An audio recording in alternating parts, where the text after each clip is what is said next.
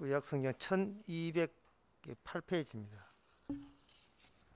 제가 읽습니다. 그러므로 너는 이스라엘 족속에게 이르기를 주 여호와의 말씀에 이스라엘 족속아 내가 이렇게 행함은 너희를 위함이 아니오 너희가 들어간 그 열국에서 더럽힌 나의 거룩한 이름을 위함이라. 열국 가운데서 더럽힘을 받는 이름 곧 너희가 그들 중에서 더럽힌 나의 큰 이름을 내가 거룩하게 하릴지라.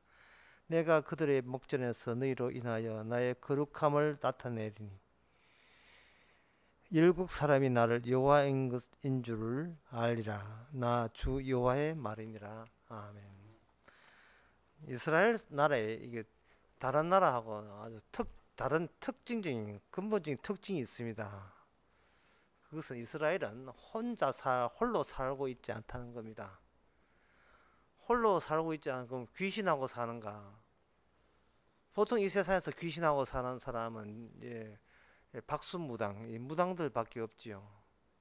그래서 귀신하고 산다 하면은 시 외곽지에 대나무 하나 꽂아놓고 그렇게 굿하면서 살아야 될 저주받은 운명이다, 팔자다 그렇게 생각하는데 이스라엘 전체 나라 전체가 통째로 혼자 살고 있지 않다를 외칠 때 다른 민족들은 상당히 이상스럽게 생각할 겁니다. 구약의 이스라엘이 혼자 살고 있지 않고 누군가 살고 있다는 것, 눈에 보이지 않지만 누군가 곁에 있어서 그분에 의해서 세상의 그 이스라엘 운명이 결정된다는 이 사항은 구약을 거쳐서 신약이 오면서 신약의 성도에게 그대로 이전되었습니다. 성령을 받지 아니하면 누구든지 성령이 없으면 그리스도 사람이 아니라, 그리스도 영이 없으면 그리스도 사람이 아니라 이렇게 되어 있거든요. 육으로 난 것은 육이고 영으로 난 것은 영이라 해서 홀로 살고 있지 않다, 혼자 살고 있지 않다는 것을 분명히 하는 겁니다. 사람이 혼자 살게 되면 지 잘맞어요. 지 자랑하면서 살면 되지요. 자기 있는 자리에 자기밖에 없기 때문에. 그런데 혼자 살고 있지 않다면 누구를 의식해야 되냐 하면 바로 내가 함께 계시는 그분을 어떤 식으로 증거해야 되고 그분이 함께 살고 있음을 드러낼 수밖에 없는 그런 입장에 놓여 있습니다. 외부에서 다른 사람들이 그 사람을 욕하고 미워하는 건 그거는 문제거리가 안 돼요. 그거는 뭐 별 큰 문제가 아닌데 함께 사시는 하나님께서 성령께서 우리를 꾸짖고 나무랜다면 이것은 과거 이스라엘의 입장에서 봤을 때 이건 큰 문제가 되는 겁니다. 신약 성경 고린도전서 6장에 보면 고린도후서 6장도 그렇게 있는데요. 너희는 하나님의 성전이다. 내가 값을 주고 샀기 때문에 너는 세상 사람의 것이 아니다. 그러니까 더 나아가서 너는 네 몸이 아니다. 그렇게 되는 거예요. 심지어 사도 바울은 결혼 문제 가지고 남편한테 뺏기기보다는 차라리 그리스도의 신부로 살아라 한 정도로 실제로 함께 살고 있다는 것을 분명히 이야기하고 있습니다. 그래서 누군가 함께 살고 있다는 것을 그런 것을 도저히 믿지 않으면서 성경을 통해서 예수 믿는 사람 자기가 스스로 예수 믿는 사람 만들어서 조작해서 그래서 죽더라도 천국 가려고 그렇게 시도하는 것, 노력하는 것, 그런 그 사람들은 결국은 그들이 어디서 자기의 본색, 자기의 정체를 폭로될 수밖에 없느냐 하면은 바로 주변의 사람들로 하여금 어떤 따가운 시선을 받을 때에 하나님과 같이 있는 사람 같으면 그게 별 문제가 안 되는데 성령을 받지 않아서 혼자 사는 사람 같으면 이거는 그게 절대적인 문제가 되어버려요. 다른 사람의 따가운 시선 이런 거요. 그 사람에게 어떻게 하면 잘 보일까? 그 사람이 내가 알고 있는 어떤 죄를 그들이 들키면 안 되겠는데 이렇게 되는 거예요. 그러면 그 사람은 진정 성경에서 이야기한 아주 여러 군데서 이야기한 네가 진정 죄로부터 해방된 자 맞나? 네가 율법으로서 벗어난 자 맞나? 네가 사망의 권세에서 해방된 자, 자유로운 자 맞느냐 이렇게 따지게 될 때에 그 사람한테는 해당 사항이 없는 거죠. 해당되는 일이 없지요. 이미 사망에서 생명을 옮겼느니라. 따라서 주님의 사랑 안에는 두려움이 없나니 이미 심판에서 벌써 하나님이 주신 심판에서부터 이미 그 면제된 사람이다. 이렇게 성경은 이야기한다 이 말이죠. 이거는 홀로 살면서 지식으로 확보할 문제가 아니고요. 같이 사시는 분이 다 해주셨다는 그런 여유와 평안함과 즐거움을 동반해서 표현되게 돼 있어요. 이 성경 말씀대로 지금 저와 같이 사시는 분이 사시는 그분 하나님께서 이 성경 말씀대로 그대로 저한테 그 실체하고 완성시킨 건 맞지요? 늘 이렇게 물어보는 그 즐거움, 그 행복 그런 게 있어야 돼요. 편안함. 이제 그 신약 성경에 이렇게 이야기 할 때에 그러면 거기에 함께 있지 않는 사람, 동행하지 않는 사람 또는 실패한 사람들은 그럼 어떤 대우와 어떤 처벌을 받습니까? 어떤 운명에 놓였습니까? 라고 물으신다면 그 해답은 에스겔 36장에서 찾을 수밖에 없는 겁니다.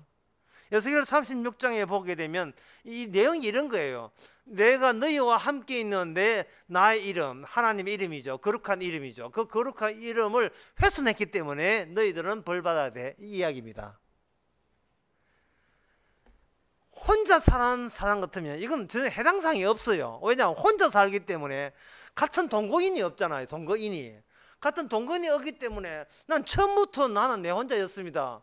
내 한 모든 행동과 내 모든 그 생활 태도 이런 것은 그 외부적으로 나타나기 위한 남들을 의식해서 시선을 의식해서 내가 잘 보이고자 하는 내 노력일 뿐입니다. 그걸로 끝입니다. 이건 내 인생은 어디까지나 내 인생입니다. 이러면 되는 거예요. 그리고 거기에 있는 이름은 오직 나만의 이름, 내 이름이죠. 내 이름. 내 이름만 있을 뿐이지 내 이름 말고 다른 이름으로 산다는 것은 내한테 있을 수 없지요. 태어날 때부터 난 내 이름만 가졌고 지금까지 내 이름만 고수하고 있고 최종적인 존재의 의미는 바로 내 이름에 손상되지 않는 쪽으로 나는 살아가고 싶다. 이것이 바로 인간들이 보편적으로 살아가는 그 모양새고 모습입니다. 물론 제가 이렇게 하면 그래도 부부 사이에는 서로가 존중하지 않습니까?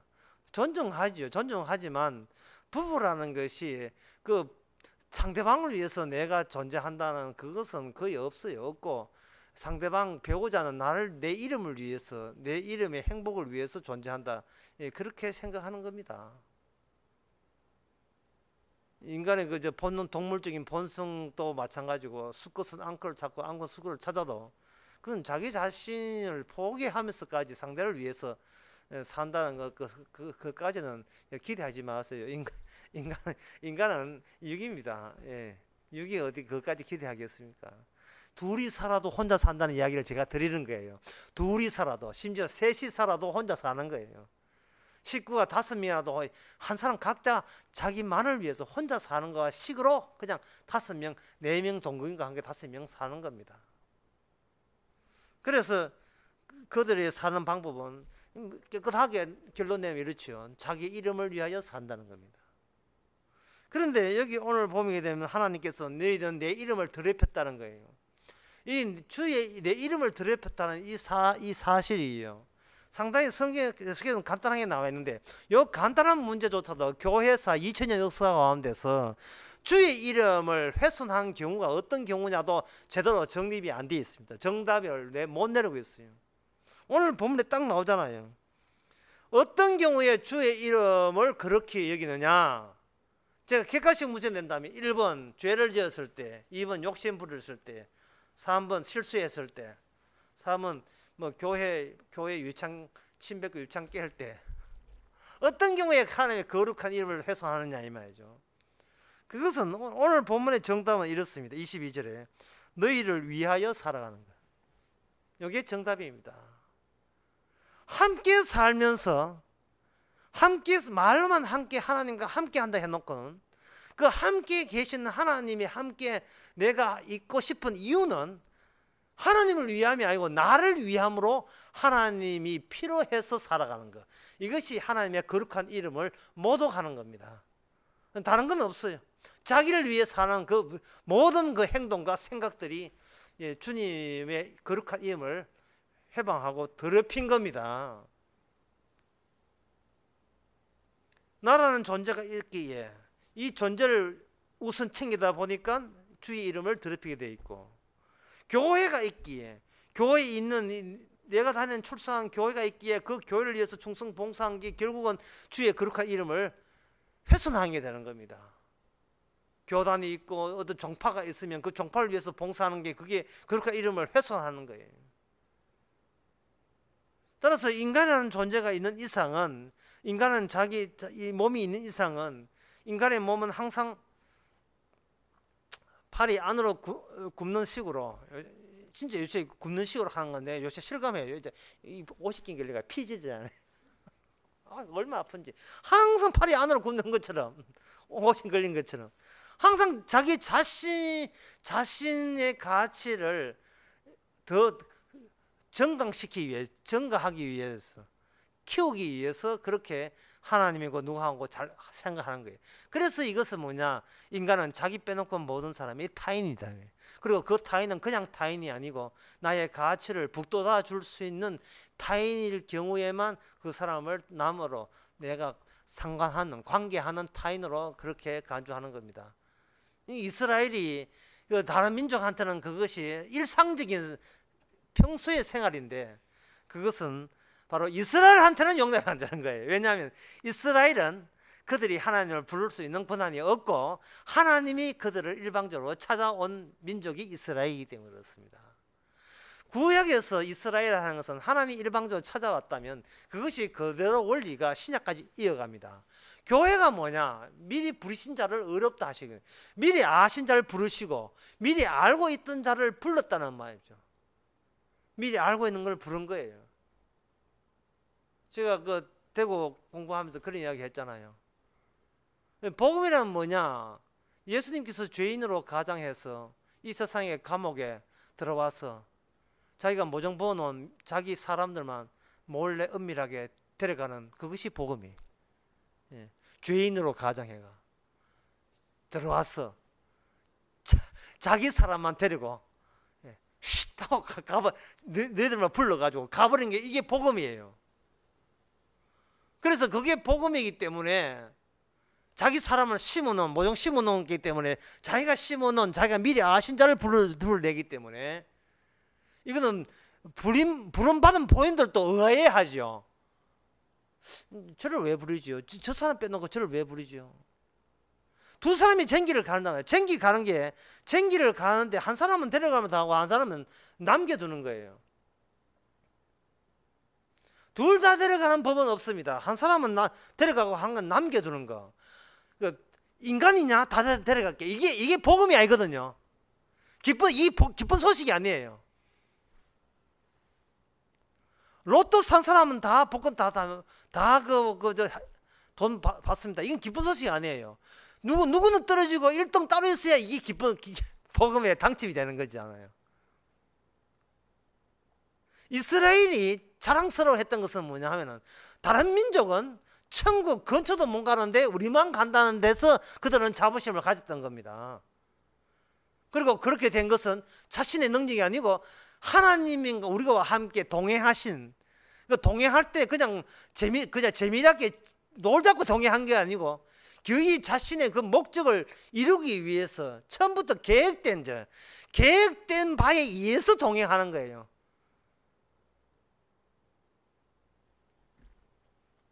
엠마로 내려간 두 제자에게 주님께서 일부러 찾아온 것은 그들을 기어이 데려가기 위해서 한 겁니다. 이거는 실패나 실수하는 게 없습니다. 그 실수와 실패가 없다는 것이 믿어질 때, 이것은 바로 인간의 자기 능력을 능가하는 능력이 아니면 이것을 믿을 수가 없어요.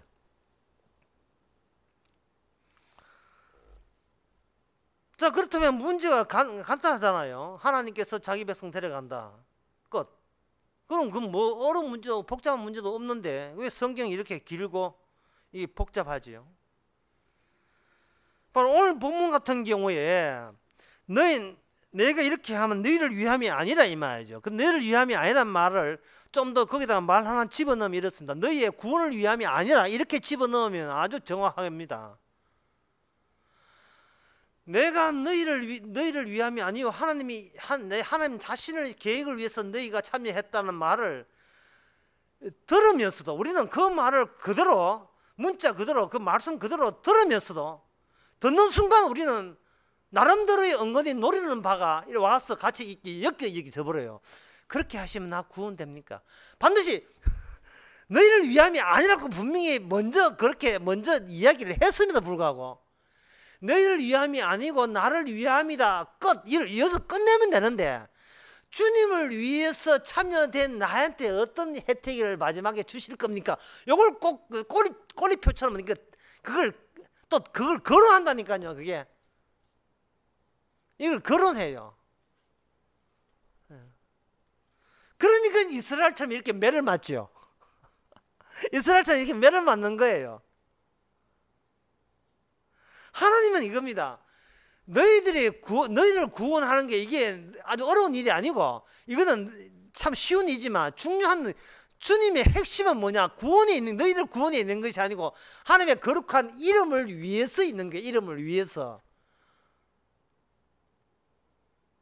말귀 좀 한 번에 알아들어야 돼요. 말귀를.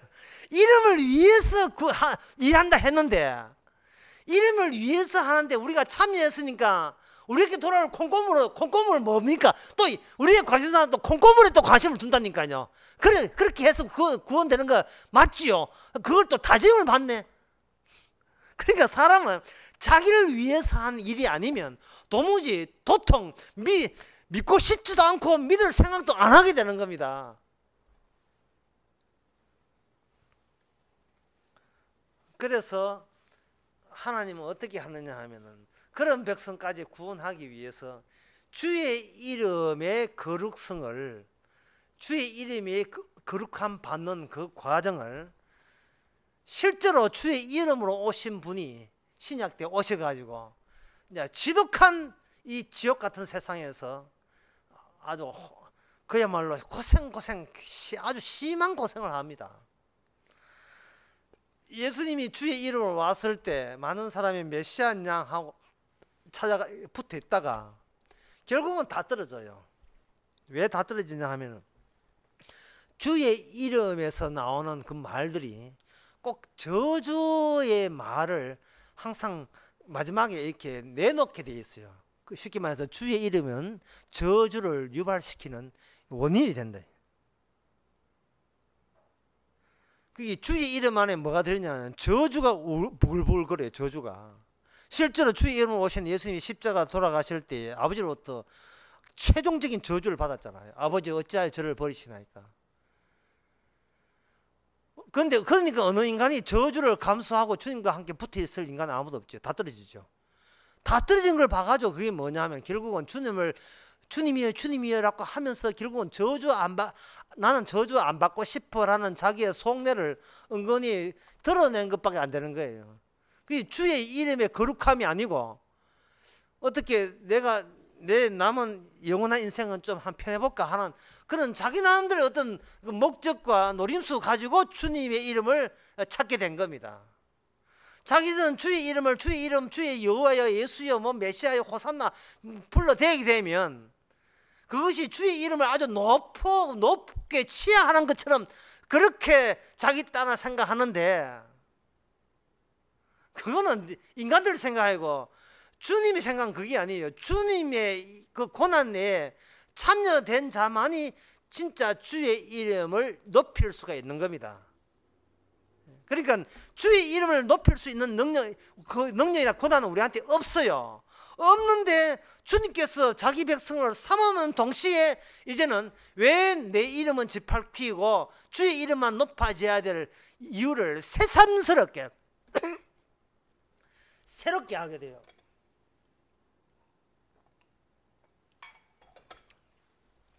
아주 새롭게 알게 되는 겁니다. 그걸 아는 방법은 뭐냐?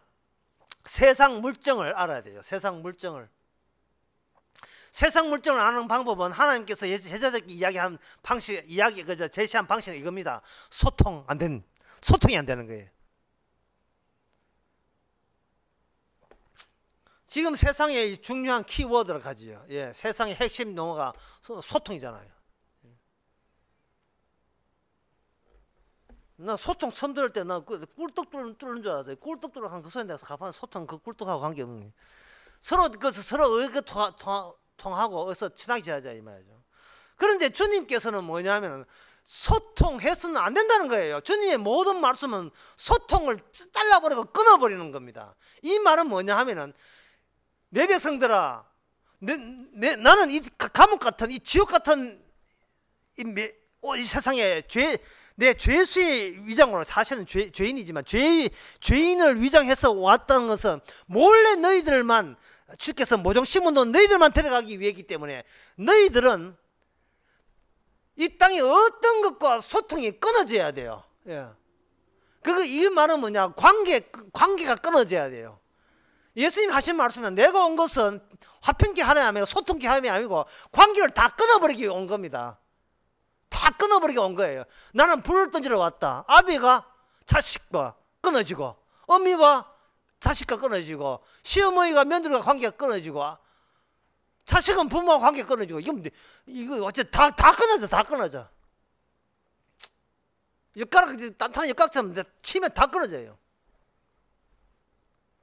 관계 단절입니다. 소통 단절이고. 그런 안목에서 교황의 행적을 한번 보세요. 왜 그 사람이 적그리스도인지를 알게 될 거예요.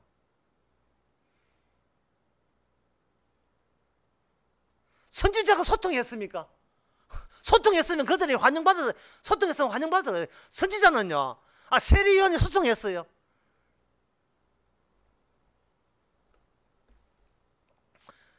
하나님의 예수님께서 자기 백성 데려가면 이 소통 부재, 소통을 다 있는 소통도 다 끊게 만듭니다. 다 끊게 되게 되면 어떤 현상이 일어나냐 하면은 소위 하나님 백성 예수님 믿고 구원받겠다는 하나님의 백성마저 결국은 나중에는 힘들어하면서 슬슬 주님의 곁을 떠나게 되어 있습니다. 소통되지 않는 관계를 끊고자 하는 소통될 수 없는 설교 복음을 외치면 교인들 하나 슬슬 이제는 빈자리가 이제 많으면서 이제 교회도 이제 파란 넘겨야 돼.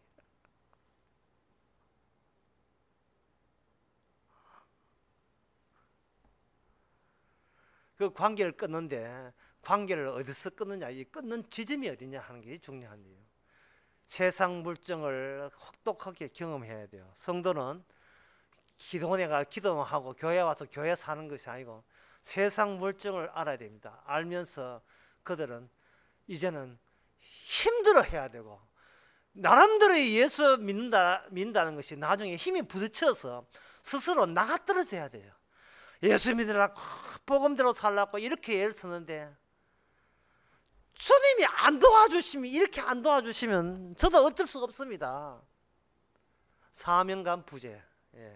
바로 그 지점이 처음부터 떨어져야 될 이유가 드러나는 그게 절개제였습니다. 절개면이었고 떨어져야 돼요. 그러면 우리 쪽에서 떨어지게 되면 다시 한번 떨어지는 이유는 바로 예수님을 하던 주를 부르던 간에 항상 나는 나를 위함이 우선이라는 것이 그것이 완전히 폭로되면서 세상을 욕하다가 옛날에는 세상이 더럽다 지옥이다 하다가 막상 입에다가 돈 몇 푼이나 쥐어주면 막 아이고 좋아라 세상 이래가지고 막 세상 좋아서 거기에 푹 빠집니다. 소통 단절 같은 소리하고요. 소통 되려고 예를 쓰고 한 구찌 더 열라고 그저 회원 하나 모집 더 하려고.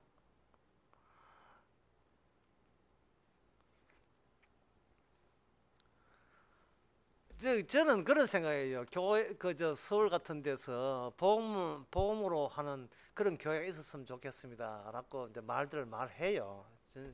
그런 그런 이야기 하는 사람이 점점 많아져서 참 좋은데요. 실제로 교회를 한번 해보세요. 이게 세상 물정 아는 거거든요. 실제로 교회 해보면 복음을 사는 것이 아니고 나중에 초기 투자금 한 10가정 모였다. 10가정이 뿜빠이 해가지고 초기 투자금이 있어요. 투자금. 그 투자금이 그 다음 교회가 커져가지고 얼마나 그것을 어떤 거기에 대한 어떤 이익이라든지 그런 어떤 좋은 평가라든지 그런 명예라든지 그런 걸로 좋게 내 쪽으로 되돌아오는 거예요. 이게 자기 이름을 위한 복음복음캔데 막상 나무 있는 교회 가서 남의 설교 비판하기 참 쉬운데 막상 본인이 어때 돈 내가 투자금 내가 교회를 이렇게 간판 들고 이렇게 뭐 하나 하고 이것도 50만 원인가 주고 피아노 이거 중고 100만 주고 사가지고 이렇게 한번 해보면 아주 예간장이다. 예정간장이. 교인 하나 오면 막 목사 보고 교회 신방 가서 오락하고 뭐 이렇게 해요. 소통 부족하고 어떻게든 소통하고 관계 맺으려고 그렇게 애를 씁니다. 성경은 사도 바울은 어떻게 했는가? 사도 바울은 아주 터무니없이 이야기했어요. 그게 뭐냐 하면 예를 들면 그 고린도전서 10장에 보면 이런 말씀 나옵니다. 우리 조상들이 그때 광야에서 갈 때 그들은 가서 신령한 음료를 마셨고 신령한 양식을 먹고 음료를 마셨다. 그것은 바로 반석에서 난 건데 그 반석은 예수 그리스도다. 그런 말씀을 고린도서 10장 5절에서 하고 있거든요. 1절부터 5절까지 4절까지 하고 있거든요. 이 말은 뭐냐 하면 반석 밑에 아무것도 없다는 거예요. 반석 밑에. 성경에서 반석에 치니까 물이 나왔으니까 분명히 반석 밑에 물이 있을 거라고 생각하죠. 반석 밑에는 아무것도 없는 거예요. 왜 그러냐 하면은 인간들이 결과를 보서 반석에서 물이 나왔기 때문에 그 전에 반석 안에 물이 있을 것이라고 짐작하고 속업해서 생각하는 것은 이건 애굽에서 이미 몸에 배긴 원인과 결과의 논리적 구조예요. 주님께서 모세 보고 지팡이 가지고 반석을 치라고 한 것은 바로 물이 그들 입장에서 이미 물은 일체 이 동네 이 근처에 물은 일체 없다고 확정된 입장에서 확정된 차원에서 그렇게 한 거예요. 그러면 반석은 곧 그리스도라는 말은 이 쉽게해서 예수가 와도 날 구원 못해 라는 것이 확실되고 난 뒤에 그때 우리의 구원은 내가 예수 찾아다님이 아니라 예수님께 부르짖음이 아니라 주님의 찾아오심으로 비로소 신령한 음료와 신령한 양식을 매일같이 먹고 있다는 거예요. 이것이 만약에 여러분들이 믿음으로 정리가 되신다면 여러분들은 세상에 어디 가도 괜찮아요. 아주 위험한 발언 할까요? 나이트클럽에 가도 괜찮고 룸사롱 가도 괜찮아요. 옆에 아가씨가 있어도 상관없어요. 그게 반석입니다. 그곳이. 예. 그리스도는 없는 데서 있게 하셨기 때문에 없는 아가씨 있게 이 위험은 너무 위험한 발언이다. 하다 알아 새기세요. 없는 데서 있게 한다는 날마다 우리에게 주위에 있는 심지어 내 몸뚱아리까지 없는 데서 있게 된 반석에 아무것도 없는 반석 뒤에서 예수님 자신이 반석이 되어서 지금 이 몸을 이 몸답게 이만한 세월 동안 키워오셨다는 것, 그걸 느낄 때 몸 덩어리 자체가 신령한 음료입니다. 우리의 몸 덩어리 자체가, 우리 인생 자체가 주님의 신령한 몸이 되고 하나님의 성전이 되는 겁니다. 이게 바로 신약에서 이야기하는 거예요. 그러니까 구약에서는 뭐냐 하면 구약에서 거룩한 주의 이름을 나름대로의 아무리 불러보고 아무리 이렇게 애타게 불러봐도 항상 구약은 실패할 수밖에 없는 이유가 그러한 성령이 오지 않았기 때문에 육의 한계를 끝까지 밀어붙이는 거예요. 육아, 네가 낼 수 있는 마지막 죄는 무엇이냐? 그걸 끝까지 가는데 이스라엘이 동원된 겁니다. 결국은 예수님은 이스라엘 사람들에 의해서, 유대인에 의해서 하나님의 율법대로 살겠다고 자부했던 자청했던 그들 손에 의해서 예수님은 살해당하고 말았습니다. 사람에게 죽으면서도 예수님이 이렇게 얘기했습니다. 아버지여 저를 어찌 버리시나이까? 아버지여 저를 어찌 버리시나이까? 결국 유대인마저 이스라엘마저 아버지와 아들 사이에 일어날 그 저주라는 그 저주의 이 세상의 구체화에 그 작업에 그들은 그냥 참여된 거예요. 너희가 나를 죽이는 것이 아니고 내가 알아서 스스로 죽는다고 했습니다. 평소의 말씀은 너희가 나를 죽일 것이라고 해놓고 요한복음 10장에서는 누가 나를 죽이는 것이 아니라 내가 알아서 죽는다는 거예요. 내가 스스로 죽는다는 겁니다.